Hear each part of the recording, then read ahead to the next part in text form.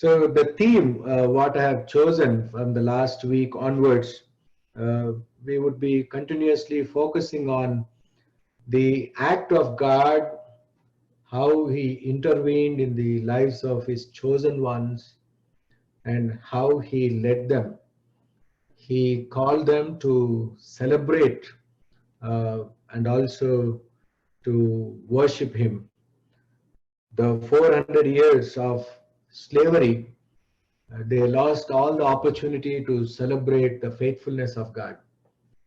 The 400 years of slavery, they were unable to revere before God because Pharaohs felt that they are the sons of God. Therefore, no other gods were allowed to worship.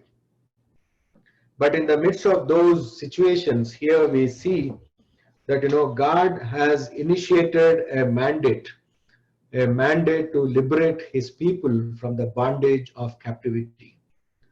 And it is not just liberating them, but He wants those beings to be worshipping beings and the beings who always celebrate the life what He has given in and through Him.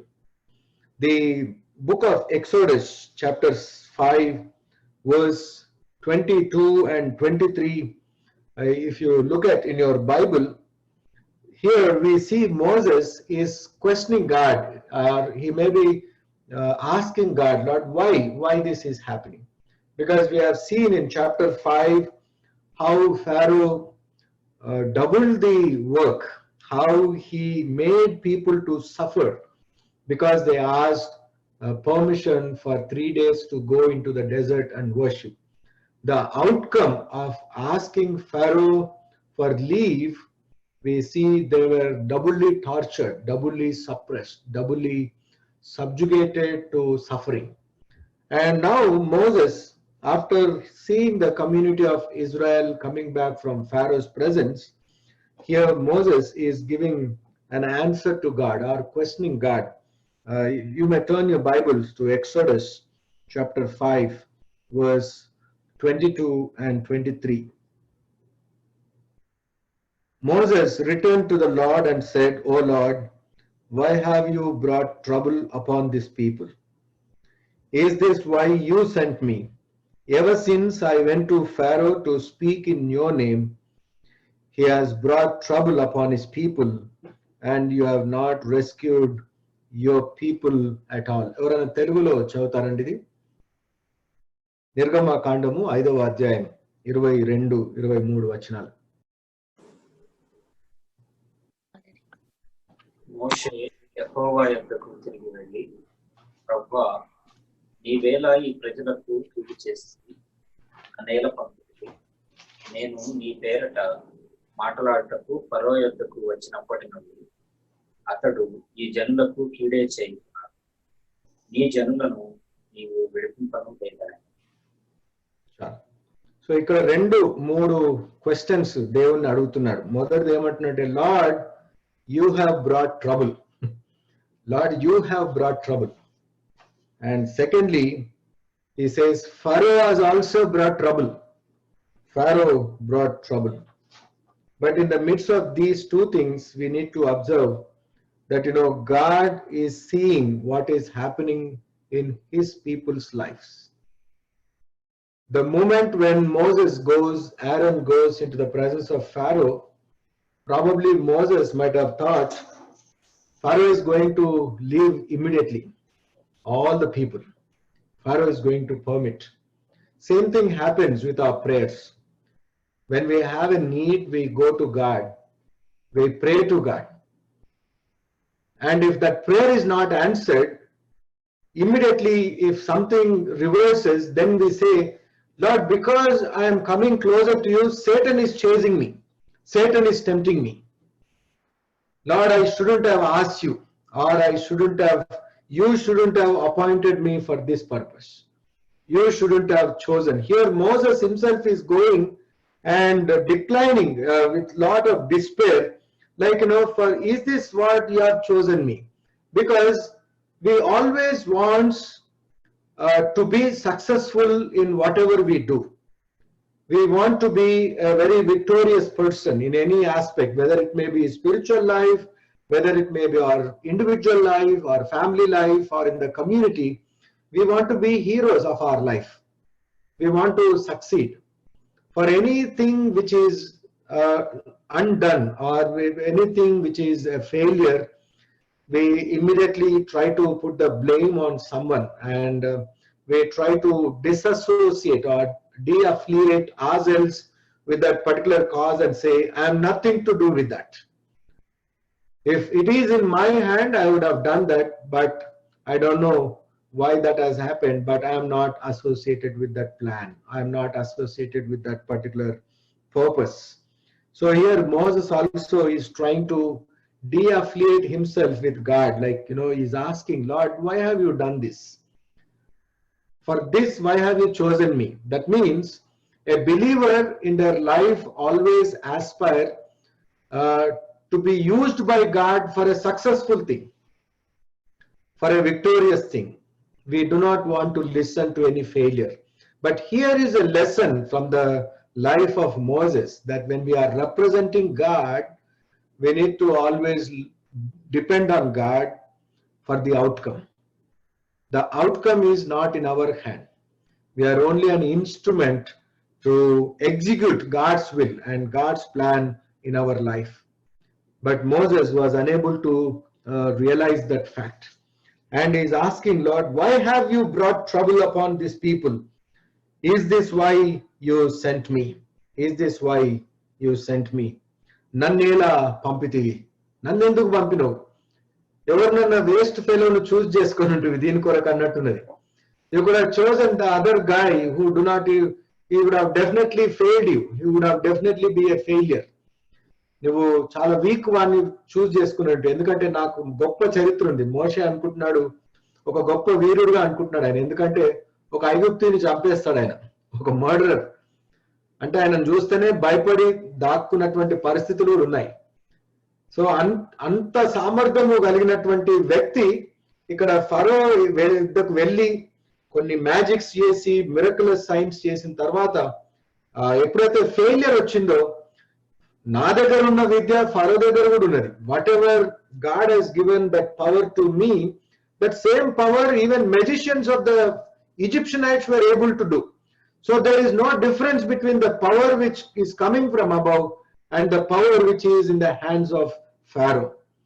So somehow we see Moses is shattered, and with that shatteredness he is asking, Lord, why have you brought trouble upon these people?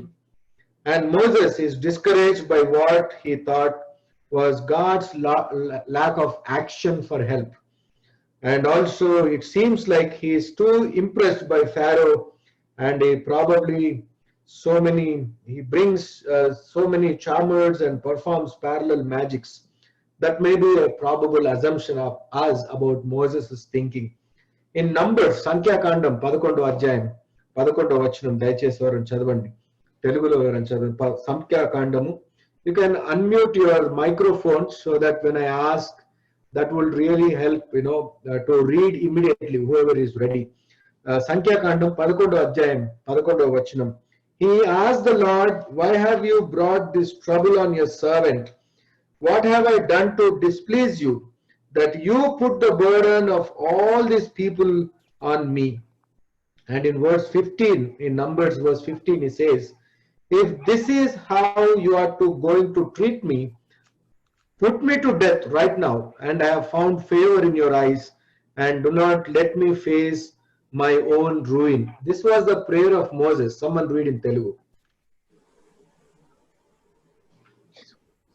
11 వచనం కూడా.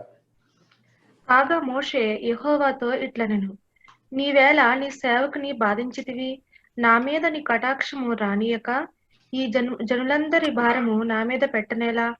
నేనే ఈ సర్వజనమును గర్భం ధరించితినా? నేనే వీరిని కంటినా? పాలిచ్చి పెంచుడి తండ్రి పసిపిల్లలను మోయినట్లు నేను వీరి తండ్రులకు ప్రమాణపూర్వకంగా ఇచ్చిన దేశముకు వీరిని నీ రొమ్ముని ఎత్తుకొని పొమ్మని నాతో చెప్పుచున్నావు.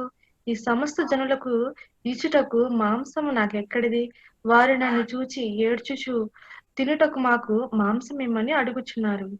ఈ సమస్త జనులను ఒంటిగా మోయు వలన కాదు, అది నేను భరింపలేని భారము. నీవు నాకిట్లు చేయదలచిన ఎడల నన్ను చంపుము.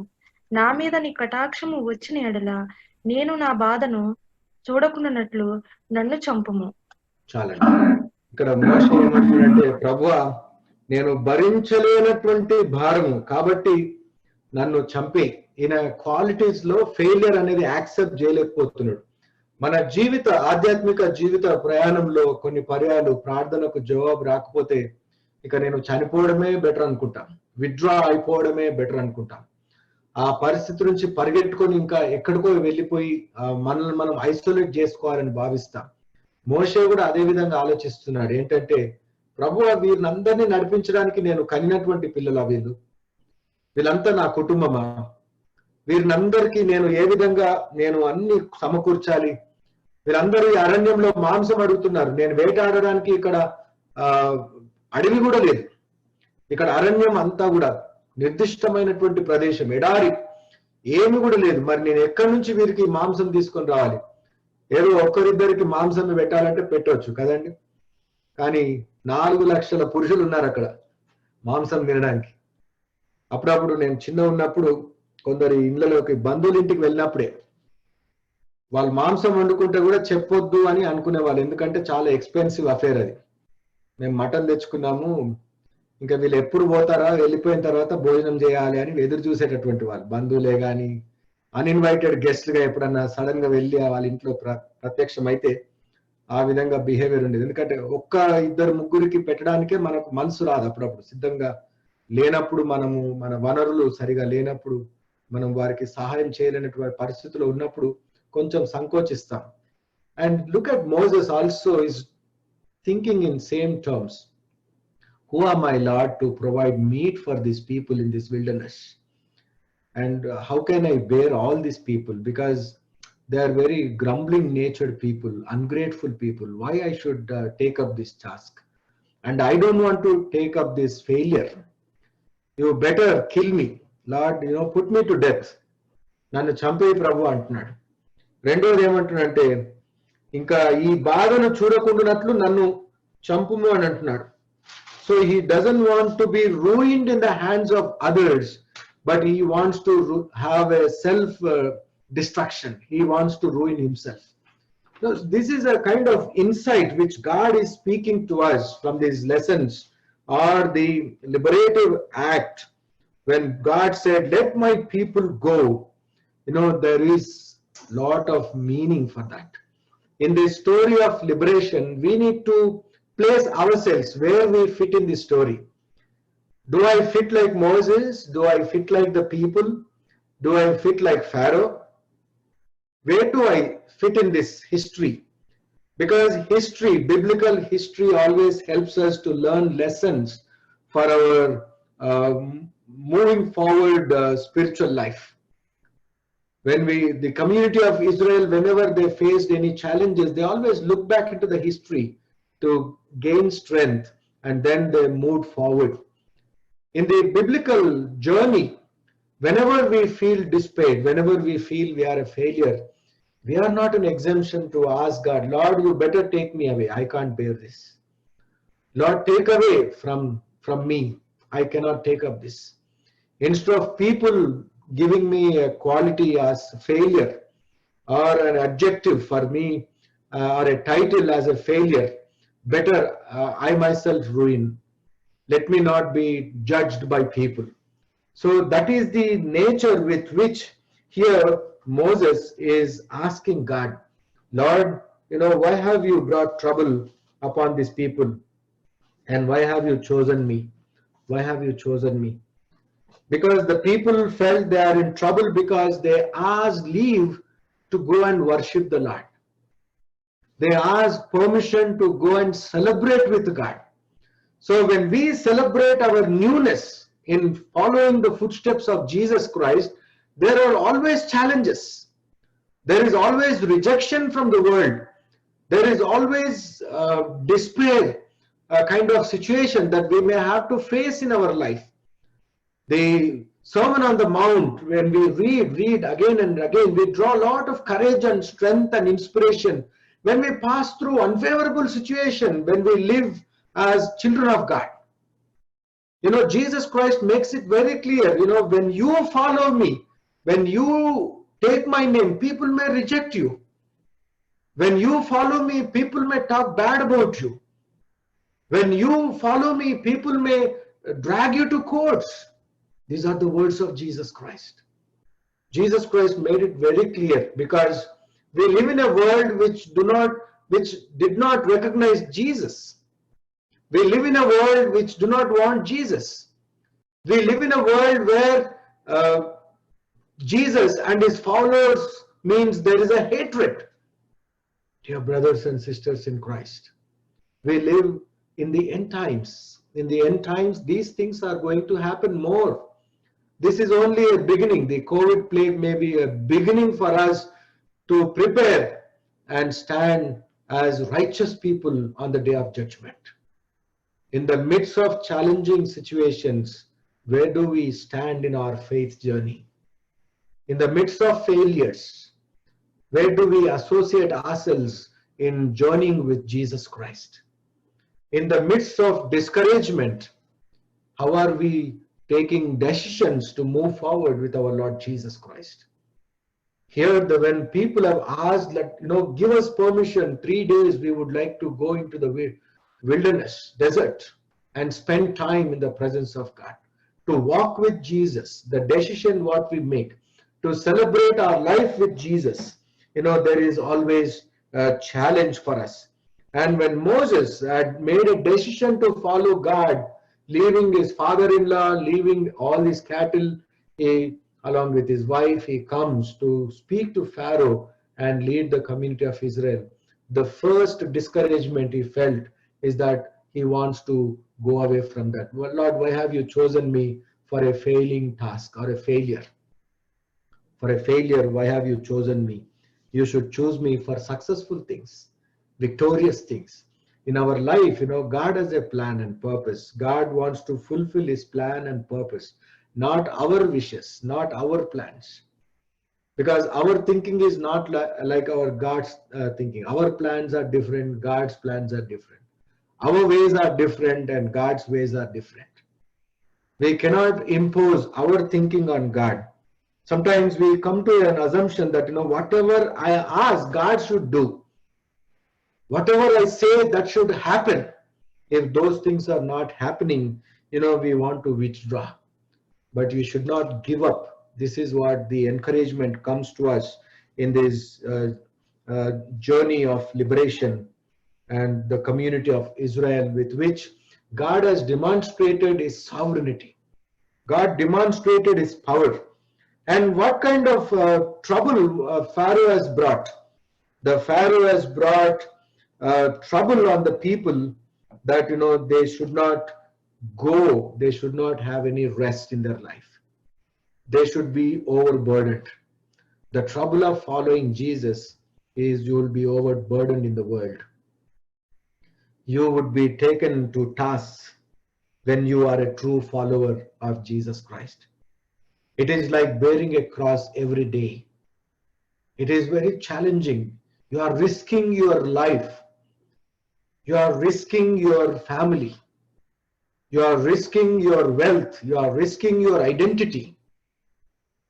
We need to ask a question to ourselves. What are the risks that I can take to keep up my faith? There are so many risks involved. Jesus Christ makes it very clear, not like the capitalistic market, people hide the risk when you buy a product. They'll put a small dot of star, and somewhere with a small, very minute font, they will write subject to, subject to so and so. They are not answerable for that. But here, to follow Christ, the risk is spoken very powerfully. The risk is demonstrated by sending his own son, Jesus Christ.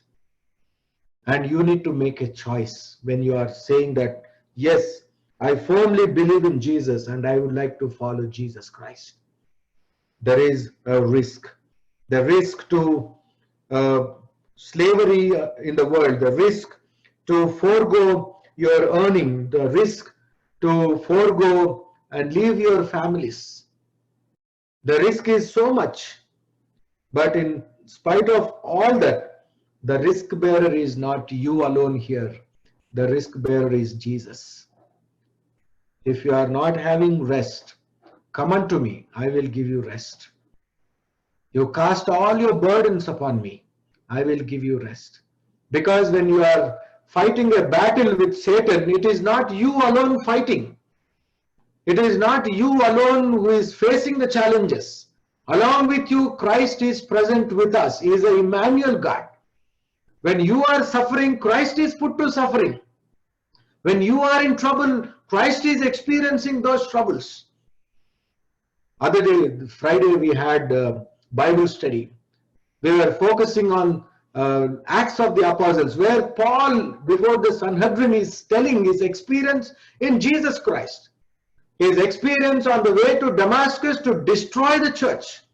He wants to drag all the believers to Jerusalem courts and prisons.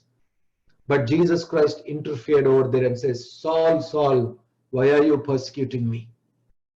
That means when believers are persecuted, when believers are taken to task, when believers are put to suffering, in those sufferings, Jesus is present. He is present everywhere. He is present all the time. His presence is made available to us in his name, Jesus. That is Emmanuel, God with us. Let us not be despair. Let us move forward with courage. Whatever discouragements come on our way in this journey of liberation, in this journey to our eternal home, in this journey to New Jerusalem, let us not get discouraged. Challenges do come. Our tasks may be doubled. You know, sometimes we are overburdened with our work where we do not even have time to pray for our Heavenly Father. We don't have time to read the Bible. We are not getting time. We are getting so tired. Physically, we are so tired where we are not able to sit for a few minutes in prayer. This is how Satan always doubles the task, where he creates an environment so that you would be away from the relationship with your Savior Jesus Christ. It will try to bring a vacuum between you and God. You need to be very careful. You should not give up. Once you are yielding to Satan for a small thing, next comes a bigger temptation. That will be like more and more you will be separated from the fellowship of God. Satan wants us to be away from the presence of God. Satan wants us to be in isolation. Satan wants us to be withdrawing from the realities of life so that it will take control upon us. It will try to, break us. It will try to break us into pieces. Satan always looks around like a roaring lion, whom to snatch away, whom to catch. The unfavorable situations to follow Jesus, to worship Jesus, to celebrate Jesus. Don't withdraw when a negative situation is around you. Don't withdraw when there is a discouragement. Don't withdraw to pray when there is a failure in your life. Move forward, keep moving. Moses is the best example. Moses should be the best example. He represents the world. He represents us. He represents the law. He is representing every believer. And today we need to ask ourselves, let us not ask questions to God. Lord, why have you chosen me? Lord, why have you entrusted this task to me? Because in this task there is a failure. But why me? You could have chosen someone else. And when Pharaoh is bringing troubles, who is watching? It is God who is watching. In chapter 6 verse 1 we see, then the Lord said to Moses, now you will see what I will do to Pharaoh, because of my mighty hand he will let them go. Because of my mighty hand he will drive them out of his country. Look at the power and authority of God upon this world. He is asserting this very fact to Moses, saying, Moses, don't give up.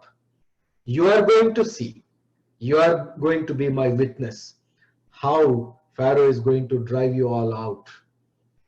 It is not you who is going to lead the people. It is Pharaoh who is going to drive you out. Because of my mighty hand, he will let them go. And because of my mighty hand, he will drive them out of his country. The deliverance is in the name of God. The Pharaoh in chapter 5, he heard that, who is Lord that I should obey him? And God is saying that the same tongue will confess that I am the Lord. That same hand will realize that, I am mightier than his hand. I am mightier than his skill. I am mightier than all the wise magicians of the land. That people would realize, you are going to watch. Moses, don't give up. Keep courage, because I am in control of these things. God is remembering the covenant here. From verses 2 onwards, we see God also said to Moses, I am the Lord. I appeared to Abraham, to Isaac, and to Jacob as God Almighty.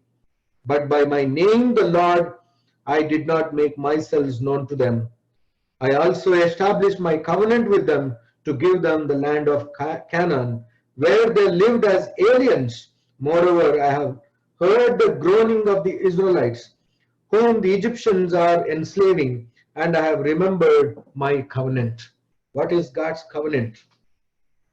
When God has initiated this covenant, usually in this covenant of God, two parties should be there to sign the covenant, accepting the norms. But here, God is accepting every norm here, and he initiated the covenant with Abraham. And in this covenant, whoever is making an oath in the ancient Near Eastern cultures, if two people are making an oath, any of the one party, if they disobey to the oath, that person should be put to death. Any person who disobey the norms of the oath, that person is punishable to death. But in God's covenant, look at the beauty and the heart of God. He is not punishing us. He has taken up that punishment of death upon him. He did not hand over us to death. That is the beauty of the covenant of God.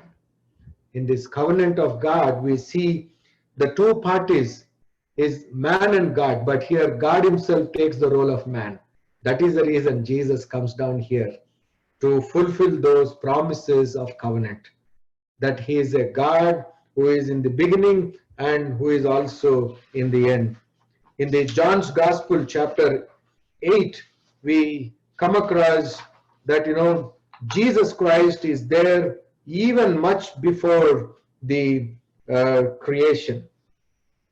In John's Gospel chapter 8, verse 58, యోహాను సువార్త 8వ అధ్యాయము,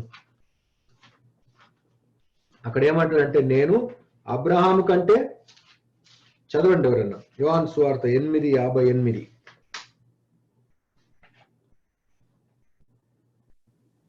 I tell you the truth, Jesus answered, before Abraham was born, I am. Before Abraham. తెలుగులో ఏముందండి అది? యేసు అబ్రహాము పుట్టక మునిపే నేను ఉన్నానని మీతో నిశ్చయంగా చెప్పుచున్నాను. yes, అబ్రహాము పుట్టక మునిపే నేను నిశ్చయంగా ఉన్నానని మీతో చెప్పుచూ ఉన్నాను. అబ్రహాము పుట్టక మునిపే నేను ఉన్నానంటే జనులు ఆయన్ని ఇష్టపడలేదు, వెంటనే రాళ్ళు ఎత్తుతారు అక్కడ. ఎప్పుడైతే నేను అబ్రహాం కంటే ముందే నేను పుట్టినటువంటి వాడును, ఉన్నవాడును అని చెప్పగానే జనములకు నచ్చలే. యేసుక్రీస్తు అంటే ఈ లోకమునకు నచ్చదు. యేసయ్య అంటే ఈ లోకము విరోధులుగా భావిస్తారు. యేసయ్య అనగానే అసహ్యము, యేసయ్య అనగానే నిర్లక్ష్యం. అక్కడ ఎప్పుడైతే యేసుక్రీస్తు ప్రభు నేను అబ్రహాము పుట్టిన వాని కంటే ఇంకా నేను ముందుగానే పుట్టానని చెప్తాడు. I was born before Abraham అనగానే అక్కడ ఉన్నటువంటి వాళ్ళందరూ కూడా కోపంతో యేసు ప్రభువును చంపడానికి చూస్తారు, రాళ్లతో కొట్టడానికి చూస్తారు. And at this he slipped away from the temple grounds. He goes away from there. He moves on. Jesus did not stand there or did not give up with the discouragement what he is experiencing in his earthly journey. Rather, he claimed that he should move on. We have a God who keeps us moving. We have a God who is on the move.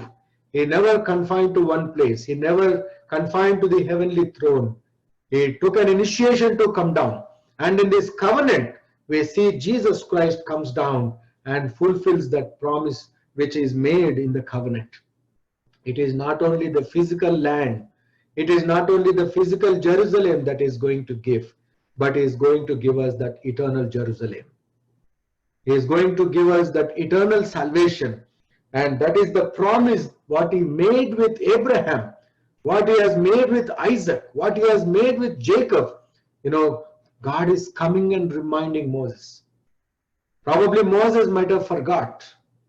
He forgot his family, he forgot his nation. He moved out of the nation and living with his maternal uncle and their family members, marrying there.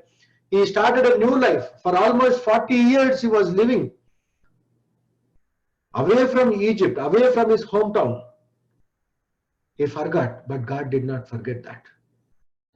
God is reminding the covenant. See, I have revealed to your forefathers. I have called your forefathers. I gave a promise. And that same promise, I am reminding you that I am going to fulfill. We serve a God who never gives up the promises he made with us. The generation after generation may forget the promises. The promises what God gave us, our forefathers might have forgot to communicate to us. But here, on the other hand, God never forgot the promises which he revealed to the patriarchs. And here we see that name Yahweh appears about 160 times in book of Genesis. The Lord, I am. And also God Almighty appears time and time again and time again. We see that he is an almighty God. He is an almighty God. He is a powerful God. He is a mighty God. No army can stand in his presence. No worldly kingdoms can stand in his presence. Every kingdom, every individual, every mighty person should bow in his presence. Now Moses and generation should experience him as promise-making and promise-keeping God whom he can trust in everything. God is saying that, 7 times he is using I will. 7 I wills. He says, I will bring you out. I will rescue you from the bondage. I will redeem you. I will take you as my people. I will be your God. I will bring you into the land and I will give it to you as a heritage. I will. There is no compromise on that. Whatever promises he made several hundred years before Moses to Abraham, Isaac, and Jacob, and now God is appearing and is fulfilling that covenant. When God appeared to Abraham, Abraham is given a promise in that covenant. In book of Genesis, chapter 12, verse 7, Adikandam, 12వ అధ్యాయం 7వ వచనం. ఈ ఆదికాండంలో గమనించినట్లయితే అబ్రహామును పిలిచినటువంటి పిలుపు అక్కడ రాయబడింది. అబ్రహామును పిలుస్తూ ఏమంటే నీకు తరతరములను నేను ఆశీర్వదిస్తానంటున్నాడు. తరతరములను నేను ఆశీర్వదిస్తాను. I'm going to bless generations and he said your offspring will be blessed with this land. I will give your offspring this land. When Lord appeared, he promised to Abraham.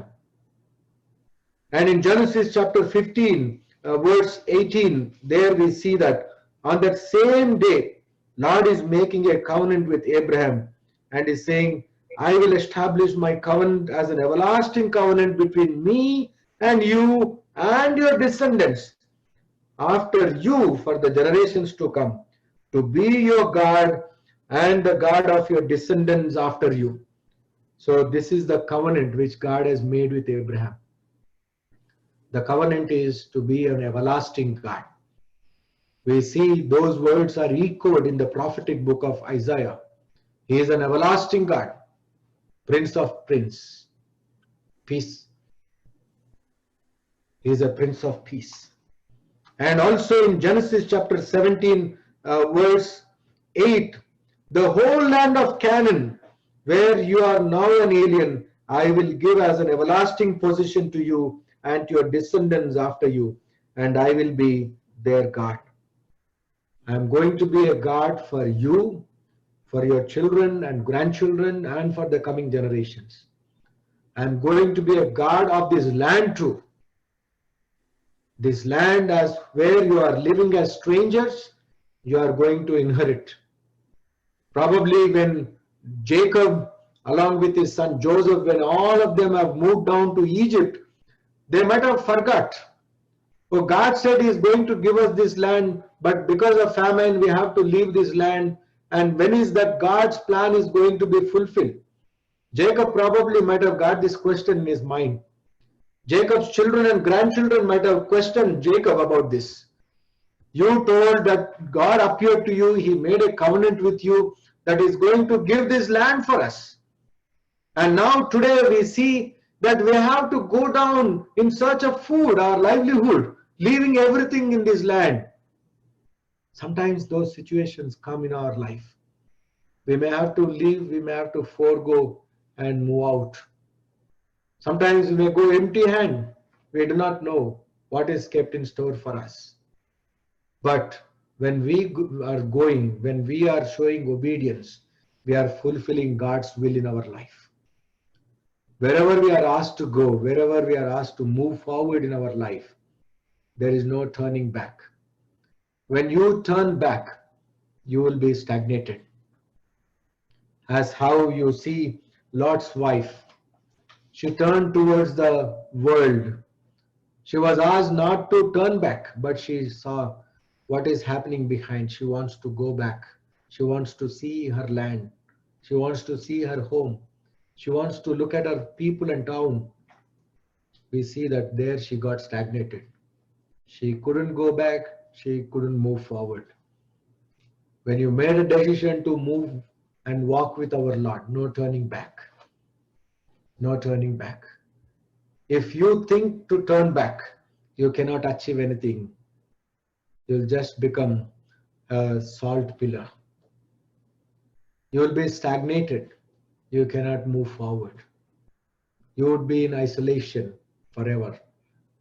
That is the history that is teaching us, to encourage us, to motivate us, and to inspire and challenge us, so that we will not give up and get stagnated in our life.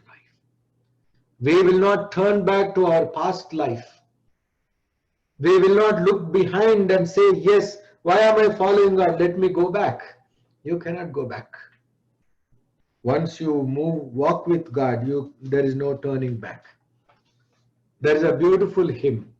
I have decided to follow Jesus. No turning back, no turning back. Come what may, whatever it is, I will not turn back. This is the promise that we need to make when we say, yes, Lord, I am part of this covenant. I want to be part of this covenant which you have made with Abraham, made with Isaac, made with Jacob. I am part of that. When we repent our sins, when we commit ourselves, we are called sons and daughters of Abraham.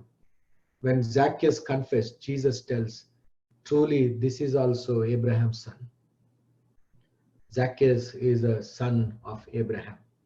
That means we claim those covenant promises when we confess our sins. When we surrender our life to Him, then definitely we are part of this covenant.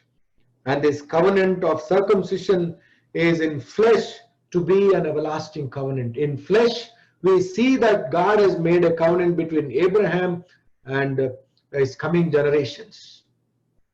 God has initiated this, that in your flesh. It is not just the circumcision during the time of Abraham, during the prophets like Ezekiel, Jeremiah. During those times, we see God is saying, I'm going to circumcise your hearts. I'm going to remove the stone heart. I'm going to give you a heart of flesh. That is the promise that we have. And in Jesus, He makes a circumcision of our lives. He comes into our life through the sacrament of baptism. We are received and incorporated into his body. We have been invited to inherit those promises which God made with Abraham. And he is inviting us to claim those promises and be part of those promises. And here God himself is reminding, Moses is not reminding Lord, saying, Lord, you have made a covenant with our forefathers. What is this? Rather, here God is again reminding that, I am the Lord. I am the Lord. I have made a covenant. I have made a covenant with your forefathers, and your time I am going to fulfill. In your time I am going to fulfill. You are going to see. You are going to witness. In your lifetime, God wants to show you something. You are going to be a witness for the work of God in your life journey. When unfavorable situations are surrounding you, when unfavorable situations are discouraging you, don't give up, my dear brothers and sisters. Keep moving. Keep moving. Because God wants to show you in your time, he wants to fulfill his plan, his covenant relationship, and establish those relationships with you and for the coming generations. Here we see that God is answering prayers. A God who answers our prayers, because he has seen the cry of the community of Israel. I have heard the groaning of the Israelites. He is a God who answers prayers. He is a God who remembers our suffering. He is remembering our suffering. He has made a plan to deliver us from the bondage of sin. No more slavery. In God's name there is freedom and liberty. He would like to restore us into the land of freedom, that is eternal Jerusalem. God wants to show Moses and people that he is in control of all. In our life journey too, God wants to demonstrate to the world that he is in control of everything. When unfavorable circumstances come, don't fear. Do not fear. Do not give up. Keep moving. One side is God's promise, and for Moses, on the other hand, he is saying suppression, discouragement, and cruel bondage. If Israelites will not listen to me, why would Pharaoh listen to me? This was another question raised by Moses. My own people are not listening. How can you expect, Lord, for the world to listen? My own people are not listening to me. How can we expect the world to listen to us? Sometimes we are so adamant, we do not want to listen. We are carried away with the worldly things. We are so much so influenced by Satan, where we are yielding to Satan's pressure in our life. We are not able to make a choice between God and the world. You cannot serve two masters. If you want to serve God, leave the world. God is going to take care of everything. Like Moses, we are unable to carry the message and communicate to people. Moses, when discouragement came, he comes running to God saying that, why have you chosen me, Lord? You better kill me. I cannot provide. I cannot fulfill the desires of these people. They are grumbling people, discouraging people, revolting people. I don't want to take up. And he gives excuse time and again. Lord, I have faltering lips. I have faltering lips. He doesn't want to communicate the message of God. Sometimes even we do the same thing. We are failing to communicate the gospel of Jesus. We are giving excuses. My work, my work, my work. Nothing else. My entertainment, my entertainment, my entertainment. My pleasure, my pleasure, my pleasure. We are only seeking entertainment, pleasure, and excuses to seek and serve the Lord. When we are able to do several other tasks in our life, God has given us such a beautiful task to share kingdom values. but we are failing and we are giving lame excuses. Lord, I cannot communicate. What excuse are we giving to communicate the gospel of Jesus? Communicating in many ways, sometimes verbal and non-verbal. Like people, are we unable to trust God? We need to place ourselves in this story of liberation. As I said in the beginning, Pharaoh, Moses, and people.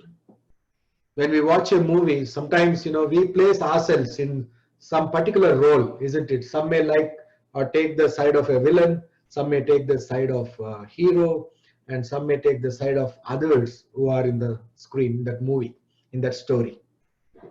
So in this story of the past of our forefathers, where do we stand?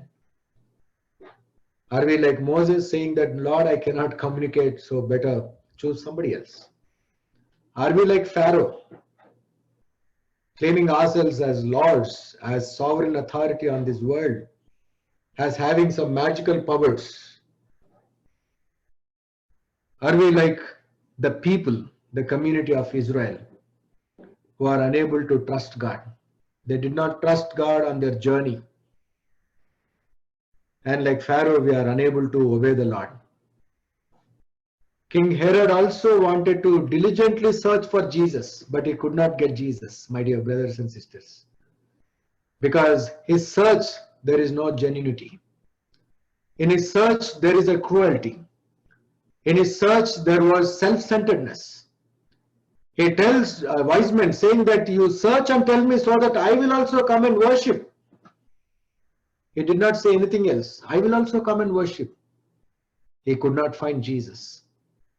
Because when there is selfishness, when there is hatred for Jesus, when there is self-motive in searching Jesus, you will not find Jesus like Herod. Herod could not find baby Jesus at all. In those times, no transport, no media, but still, God made it a point that he should not be available to Herod. We all know the story, nativity story. Our children many times enacted this story. Sometimes our children were Herods. They know the dialogue by heart. Very long script for Herod. Sometimes we were in that nativity play. In our life journey, we want to search Jesus for our selfish motives. If you are searching Jesus like that, you will not find Jesus. As how Herod says, he ordered to search diligently so that he would come and worship. But his search is not a genuine one, and Jesus was not available to him. And Jesus is the Lord. He confirmed and he remained the covenant making and covenant keeping God. He is a covenant making and covenant keeping God. We serve a lot. That is what we see in this Exodus chapter 6. And rest of it we see so many other families. Family record of Moses and Aaron. Later on we are going to see these names, who are all connected to whom, whose family, who belong to. There is a genealogy background which is recorded here. Three important family heads and their descendants' names are recorded here, where we are going to come across when you read Book of Kings and also Deuteronomy. My dear brothers and sisters, as we continue to reflect upon the journey of Jesus, journey of our community of Israel, we need to ask ourselves, Lord, yes, when you are giving a command, let my people go to celebrate and to worship. Are we responding to this call? God is giving us this call. God is asking you to be part of this eternal journey to New Jerusalem, new heavens and new earth. Are we really prepared? How are we preparing? Shall we bow our heads and pause for a moment in silence?